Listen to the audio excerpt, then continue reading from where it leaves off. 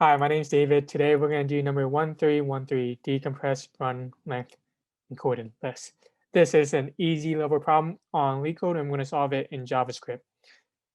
So basically, it's a long prompt as well. We have a function that takes in nums. Nums is an array of numbers. And in this, we have pairs of frequency and value.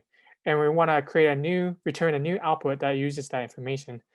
So for this one, we look at the pairs. First one, frequency of 1, pair of 2. So we know, so that makes this array of 2 inside. And next we have 3 and 4. So the frequency is 3. So there's going to be 3 slots inside this array. And inside of each slot will be 4 of them. So you want to return the total, the concatenating version of all the pairs inside of this nums. So let's get to it. So what we're going to need to do is that it's asking for an array. So we got to create a output array. Create output array. And next we want to loop through nums. And inside of this, we can create the variables so we can keep track of the frequency and vals. Create freq variable, create val variable. And then we use this to push to output a new array consisting of the frequency and val information that we get. And then after that, we just return output. So to put in code, we put let output equals an empty array. And next we loop through the nums that I equals 0, I is less than nums.length, I plus equals to 2.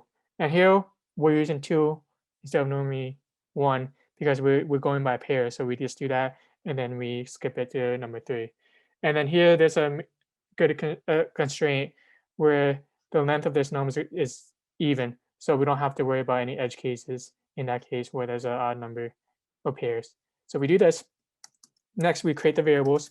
Const freq equals nums. So the first one, freq, is 1, the first one. So I, and then the second one, const val equals nums I plus 1.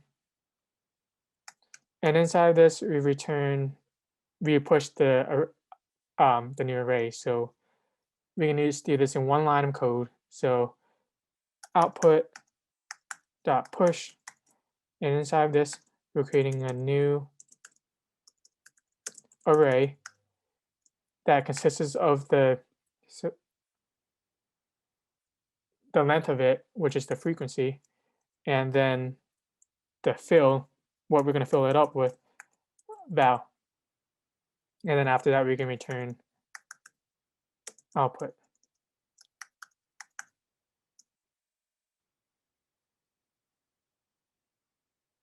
Great. Great, got it.